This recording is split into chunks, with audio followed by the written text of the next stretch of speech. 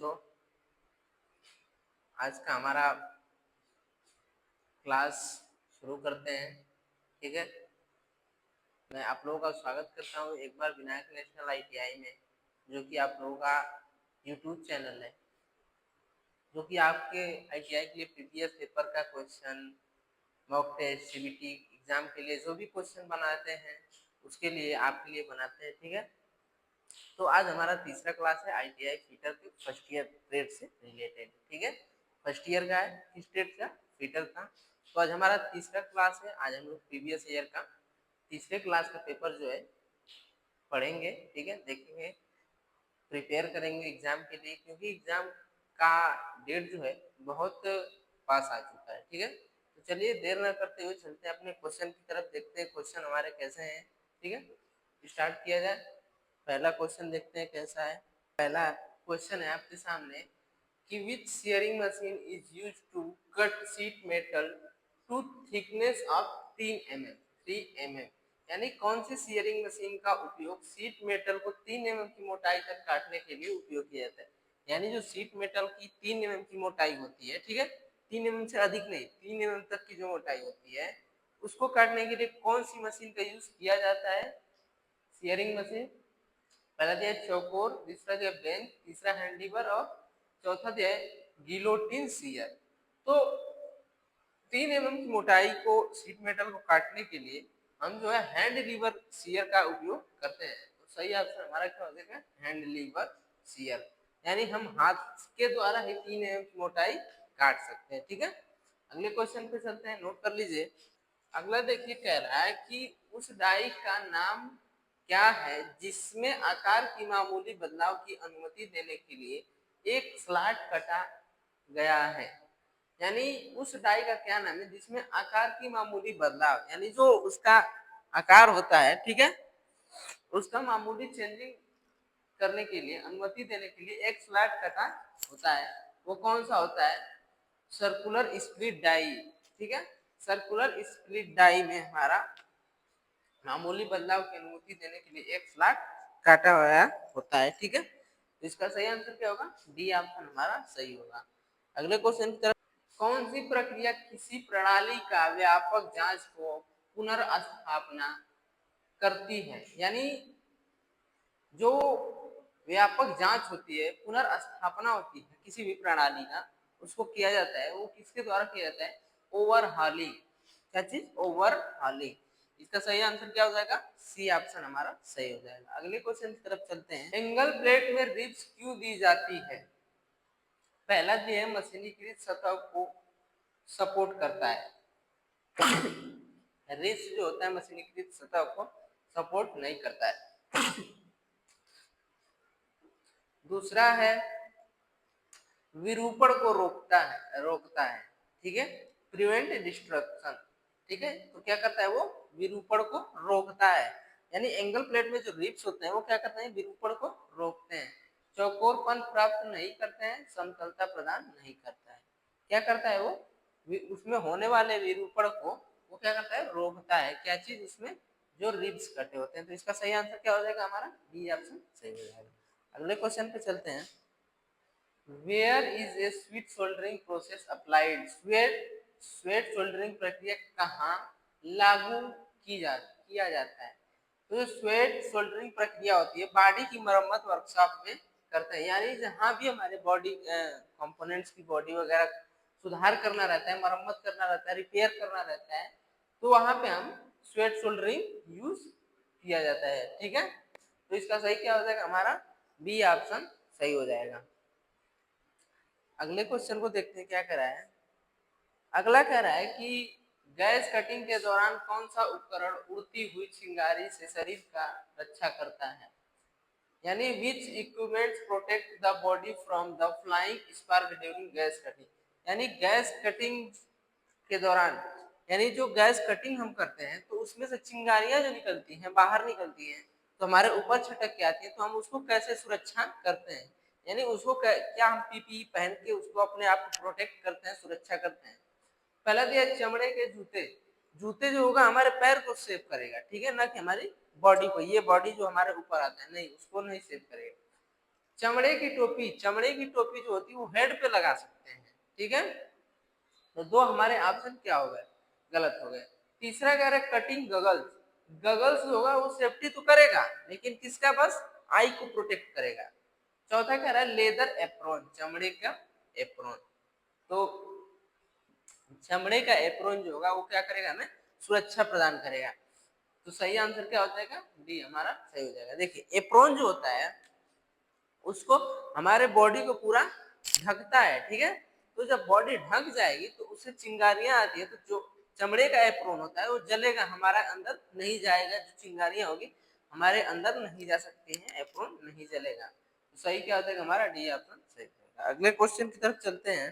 देखिए अगला दिया है कि कच्चे मटेरियल का वजन ज्ञात करने के लिए किस सूत्र का उपयोग करते हैं, यानी which formula is used to find the weight of raw material, यानी रॉ मटेरियल का जो फार्मूला होता है निकालने का, उसको किसके द्वारा हम निकालते हैं, किस सूत्र के द्वारा।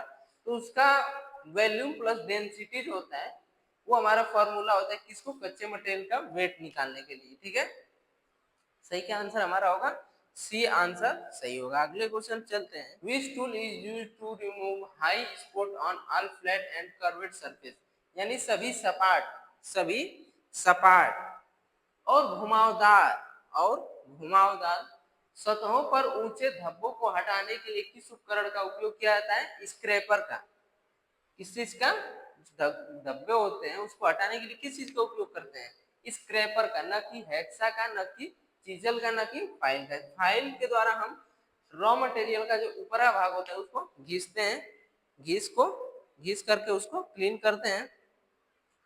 स्क्रैपर के द्वारा हम उसको क्या करते हैं, ऊंचे धब्बे को हटाने को और उसका साफ करने की प्रक्रिया करते हैं। तो हमारा इसका सही आंसर बी होगा। अगले क्वेश्चन पे चलते हैं। देखिए अगला क्वेश्चन कह रहा है कि which period is referred to as the golden hour for a injured person, किसी अवधि को घायल व्यक्ति के लिए गोल्डन आवर्स कहा जाता है, यानी किस अवधि को, मान लीजिए कोई भी व्यक्ति है, ठीक है, उसका बाय द वे एक्सीडेंट हो जाता है वर्क के दौरान, तो गोल्डन आवर उसको कब कहा जाता है, जो समय होता है उसका गोल्डन आवर, गोल्डन आवर का मतलब जो समय होता है वो सोने के समान होगा, ठीक है। तो गोल्डन आवर जो होता है हमारा व्यक्ति के चोट लगने के 30 मिनट बाद, first 30 minute after in accident, ठीक है। तो जो एक्सीडेंट के बाद 30 मिनट हमारा होता है वो उसके लिए गोल्डन आवर होता है, कि उतने में हम मनुष्य का जो जो भी आदमी है उसको चोट लगी है उतने समय के अंदर उसका हम ट्रीटमेंट जितना कर लेंगे वो हमारे लिए क्या होगा, गोल्डन आवर होगा। तो इसका सही आंसर क्या होगा, डी आंसर हमारा सही होगा, ठीक है। अगले क्वेश्चन की तरफ चलते हैं। यानी जब कोई भी मनुष्य घायल होता है, ठीक है, तो उसको गोल्डन आवर्स उसके 30 मिनट आफ्टर इन एक्सीडेंट के लिए। अगले क्वेश्चन पे चलते हैं। अगला देखिए कह रहा है कि वर्कपीस के बाहरी व्यास की जांच करने के लिए किस सीमा गेज का उपयोग किया जाता है, यानी हमारा जो भी वर्कपीस है, ठीक है, वर्कपीस के बाहरी व्यास को जांच करने के लिए किस सीमा गेज का उपयोग किया जाता है, प्लेन रिंग गेज का। जो प्लेन रिंग गेज होता है उसके द्वारा हम जो वर्कपीस है उसके बाहरी व्यास की जांच करने के लिए यूज करते हैं, ठीक है। तो हमारा इसका सही क्या हो जाएगा, सी आंसर सही। अगला देखते हैं क्या कर रहा है।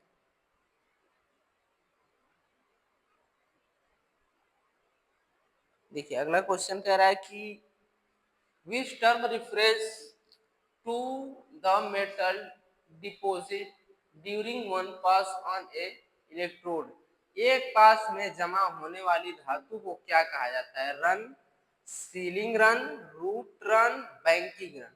यानी जो एक पास में जमा होने वाली धातु को क्या कहते हैं, यानी जो धातु होते हैं एक पास जमा हो जाती है, इकट्ठा हो जाती है, तो उसको क्या कहते हैं, रन कहते हैं, ठीक है। यानी इस भाषा में हम उसको रन कहते हैं, इसके भाषा में, ठीक है। सही आंसर क्या होगा, ये ऑप्शन हमारा। अगला देखते हैं क्या कह रहा है। अगले क्वेश्चन पे चलते हैं। देखिए अगला क्वेश्चन फिगर है आपके सामने, यक्स के रूप में चिन्हित भाग पूछा है, ठीक है। यानी ये हमारा जो भाग है ऊपर का वो हमारा पूछ रहा है, उस भाग का क्या नाम है। पहला दिया वर्नियर स्केल, दूसरा बेस, तीसरा बीम, चौथा मुख्य स्केल। देखिए पहला वर्नियर स्केल, वर्नियर स्केल हमारा इसमें कहाँ है, ये क्या चीज है, हमारा हाइट गेज है। क्या चीज है ये, हाइट गेज। तो हाइट गेज से हम क्या करते हैं, किसी भी चीज को मेजर, हाइट मेजर करते हैं और मार्किंग करते हैं, यानी एक टूल से हम दो वर्क करते हैं। कंफर्म है। तो इसमें वर्नियर हाइट, अरे सॉरी, वर्नियर पहला दिया वर्नियर स्केल, वर्नियर स्केल जो है ये हमारा है वर्नियर स्केल, ठीक है। दूसरा दिया है बेस, ये क्या है, हमारा बेस है। तीसरा कह रहा है कि बीम, तो ये हमारा क्या चीज है, ये बीम है। यानी यक्स के रूप में ये जो पूछा गया है वो क्या चीज है, हमारा बीम है। चौथा दिया है मुख्य स्केल, जो मेन स्केल है वो हमारा ये है, क्या मेन स्केल है, ठीक है। तो इसका सही क्या हो जाएगा, सी आंसर हमारा सही हो जाएगा। यानी जो यक्स के रूप में पूछा गया भाग है वो क्या चीज है, बीम है हमारा, ठीक है। फिगर देखिए, फिगर बिल्कुल भी आपको भूलना नहीं है, फिगर बिल्कुल याद रखना है, माइंड में सेट रखना है, कभी भी किसी का पार्ट पूछ सकता है, ठीक है। तो देखिए इससे पहले भी प्रीवियस पेपर में हम पढ़ाए थे, तो उसमें इस वाले भाग का नाम पूछा था, ये क्या चीज है, स्लाइडर, ठीक है। स्लाइडर यानी ये स्लाइड करता रहता है, तो इसका सही क्या हो जाएगा, सी ऑप्शन सही हो जाएगा। अगले क्वेश्चन पे चलते हैं। अगला देखिए फिर फिगर दिया है और यक्स के रूप में चिन्हित भाग इसका भी पूछा है, यक्स के रूप में चिन्हित भाग पूछा है, ये क्या चीज है, फाइल है हमारी। पहला दिया है व्हील, दूसरा दिया है फाइल लेंथ, तीसरा दिया है टैंक, चौथा दिया है फेरूल, ठीक। हील, हील जो होता है हमारा, ये हमारा क्या चीज होता है, हील होता है, ठीक है। दूसरा कह रहे हैं फाइल लेंथ, फाइल की लंबाई। तो जो फाइल का लेंथ होता है ये यहां से यहां तक जो होता है हमारा क्या होता है, फाइल का लेंथ होता है। तीसरा कह रहा है टैंग, और ये जो हमारा यक्स के रूप में पूछा गया भाग है वो क्या चीज है, टैंग है। और चौथा दिया है फेरूल, ये हमारा जो होता है ये यहाँ पे, ये हमारा क्या होता है, फेरूल होता है, और इसको हम बोलते हैं शोल्डर भी बोलते हैं, ठीक। कंफर्म है। तो इसका सही आंसर क्या हो जाएगा, एक्स के रूप में चिन्हित भाग पूछा गया है जो टैंग है हमारा, डी ऑप्शन क्या चीज है हमारा सही है, सॉरी सी ऑप्शन हमारा सही है। अगले क्वेश्चन पे चले, चलिए अगले क्वेश्चन पे चलते हैं। देखिए अगला क्वेश्चन कह रहा है कि which method is suitable to remove the broken stud that is very near to the surface। सतह को बहुत करीब टूटे हुए स्टड को हटाने के लिए कौन सी विधि उपयुक्त है। यानी जो सतह होता है, ठीक है, उसमें हमारा स्टड जो होता है उसमें क्या होता है, टूट जाता है, जैसे घुमाते हैं कभी तो बाई द वे उसमें टूट जाता है, टूट के उसमें फंस जाता है। तो किस विधि द्वारा हम निकालते हैं, ड्रिल होल बनाना, स्क्वायर टेपर पंच का उपयोग करके नहीं, प्रिक पंच का उपयोग करके उसको हम स्टड, टूटे हुए स्टड को बाहर निकालते हैं। सही क्या हो जाएगा हमारा, सी आंसर सही। कंफर्म है। अगले क्वेश्चन पे चलते हैं अगले क्वेश्चन पे देखते हैं। देखिए अगला क्वेश्चन कह रहा है कि how can a wide range of depth be measured using a depth micrometer. Depth micrometer का उपयोग करके गहराई की एक विस्तृत रेंज कैसे मापी जा सकती है। यानी जो डेप्थ माइक्रोमीटर होता है उसका उपयोग करके गहराई का एक विस्तृत रेंज जो होता है कैसे मापा जाता है, यानी डेप्थ गेज में हम मापते कैसे, ये हमको बताना है। पहला तो यार लंबी स्पिंडल के द्वारा, स्पिंडल का यूज करके नहीं मापते हैं, लंबी स्लीव के द्वारा, समायोजन बेस के द्वारा। बेस तो हमारा उस पे जो सरफेस होता है उस पे हमारा टिका होता है कि हमारे इसी पे रोक के हमारा एक्सटेंशन रॉड को नीचे ले जाके हम क्या नापते हैं, उसकी डेप्थ गहराई को मापते हैं। तो हमारा सही आंसर होगा एक्सटेंशन रॉड का उपयोग करके, डी ऑप्शन हमारा क्या होगा सही। अगले क्वेश्चन चलें, चलिए अगले क्वेश्चन पे चलते हैं। अगला देखिए क्या रहा है कि रीडिंग पूछा है, रीडिंग देखिए हम आपको बार बार बता चुके हैं, ठीक है। तो इसमें रीडिंग पूछ रहा है रीडिंग बताना है तो देखिए इसका रीडिंग जो होगा कितना होगा 1.459 इंच। कितना होगा 1.459। ठीक है, अब आप लोग कैलकुलेट कर लीजिएगा, बार बार बता चुके हैं आपको ये कि कैसे निकाला जाता है। ठीक है, अगले क्वेश्चन पे चलते हैं। देखिए अगला क्वेश्चन कह रहा है कि यक्स के रूप में चिन्हित भाग। ठीक है, यक्स के रूप में चिन्हित भाग पूछ रहा है तो पहला दिया है मिक्सिंग चैम्बर। मिक्सिंग चैम्बर हमारा आगे होता है, यहाँ पे हमारा मिक्सिंग चैम्बर होता है।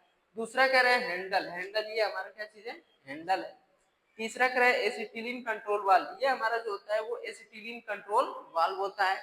चौथा ये जो यक्स के रूप में पूछा गया है वो क्या चीज है, ऑक्सीजन कंट्रोल वाल्व है, यानी इसके द्वारा हम क्या कंट्रोल करते हैं, ऑक्सीजन को कंट्रोल करते हैं। कंफर्म है, तो इसका सही आंसर क्या होगा, चौथा, यानी oxygen control valve, D option हमारा सही होगा। अगले क्वेश्चन पे चले, चलिए अगले क्वेश्चन पे चलते हैं। अगला क्वेश्चन देखिए कह रहा है कि खाद्य कंटेनरों की शीट स्टील पर कोटिंग के लिए किस मिश्र धातु का उपयोग किया जाता है। यानी जो खाद्य कंटेनर होते हैं तो शीट स्टील पर कोटिंग यानी उस पर जो कोटिंग करते हैं उस पे किस धातु का उपयोग किया जाता है, मिश्र धातु का। तो जो उस पे मिश्र धातु यूज किया जाता है वो टीन का उपयोग किया जाता है। किस चीज का, टीन का। तो सही आंसर क्या होगा हमारा, ए ऑप्शन सही होगा। अगले क्वेश्चन चलते हैं। अगला कह रहा है कि which diameter is measured using three wire method, यानी थ्री वायर मेथड का उपयोग करके कौन सा व्यास नापा जाता है, प्रभावी व्यास। इफेक्टिव डायमीटर जो होता है थ्री वायर का विधि का उपयोग करके व्यास को मापा जाता है, यानी ये हमारा आंसर क्या होगा, बी ऑप्शन सही होगा। अगले क्वेश्चन पे चले, कंफर्म है, चलिए अगले क्वेश्चन पे चलते हैं। अगला कह रहा है कि लेथ बेड का कार्य क्या है, यानी जो लेथ मशीन होती है उसमें लेथ बेड जो लगा होता है उसका कार्य क्या होता है, उसका वर्क जो होता है स्लाइड वे प्रदान करने के लिए, स्लाइड वे यानी जो रास्ता होता है हमारा स्लाइड वे का उसको प्रदान करने के लिए लगा होता है, उसका वर्क रहता है। तो ये ऑप्शन हमारा क्या होगा, सही। अगले क्वेश्चन पे चलते हैं। अगला क्वेश्चन कह रहा है कि what is the first step to avoid accident at work, कार्यस्थल पर दुर्घटना से बचने के लिए पहला कदम क्या है। यानी जो हम जहां भी वर्कशॉप में वर्क कर रहे हैं तो उस वर्क प्लेस पे दुर्घटना से बचने के लिए हमें पहला कदम क्या करना चाहिए। पहले कह रहा है चीजों को अपने तरीके से करना। देखिए पहला हमारा गलत होगा, हम कोई भी वर्कशॉप में जाते हैं तो उसमें पहले आपका सेफ्टी बोर्ड लगा होता है। ठीक है, तो सेफ्टी बोर्ड लगा होता है तो सेफ्टी का फॉलो करना होता है, ये ना कि अपने जाए हम वर्कशॉप में जो इधर का टेबल है इधर कर दें, इधर का टेबल इधर है, अपने हिसाब से सूटेबल करके वहां वर्क नहीं करना है। जो सुरक्षा सावधानी है उसके अनुसार हमें वर्क वहां पे करना होता है। दूसरा कह रहा है सुरक्षा सावधानियों का पालन करके, सही क्या होगा, सुरक्षा सावधानियों का पालन करके, बी ऑप्शन हमारा सही होगा। सी कह रहा है अत्यधिक कुशल काम करने के अभ्यास के साथ चीजों को करना नहीं। तीसरा सुरक्षा उपकरण पहनना नहीं। देखिए सुरक्षा उपकरण सही है, पहनने की जरूरी है करना, लेकिन अपने मन का नहीं। तो इसका सही क्या होगा, बी ऑप्शन हमारा सही होगा। अगले क्वेश्चन हमारा देखिए इतना ही प्रीवियस ईयर पेपर में हमारे क्वेश्चन थे तीसरे क्लास का। तो हमारा आज का क्लास यहीं पे समाप्त होता है, फिर अगले क्लास में अगला क्वेश्चन देखेंगे। तो आज के लिए इतना ही। मैं एक बार फिर आपका स्वागत करता हूँ विनायक नेशनल ITI में, जो कि आप लोगों का यूट्यूब चैनल है। ऐसे ही लाइक सब्सक्राइब करते रहिए। आज का क्लास हमारा यही समाप्त होता है। धन्यवाद, फिर मिलते हैं अगले क्लास में।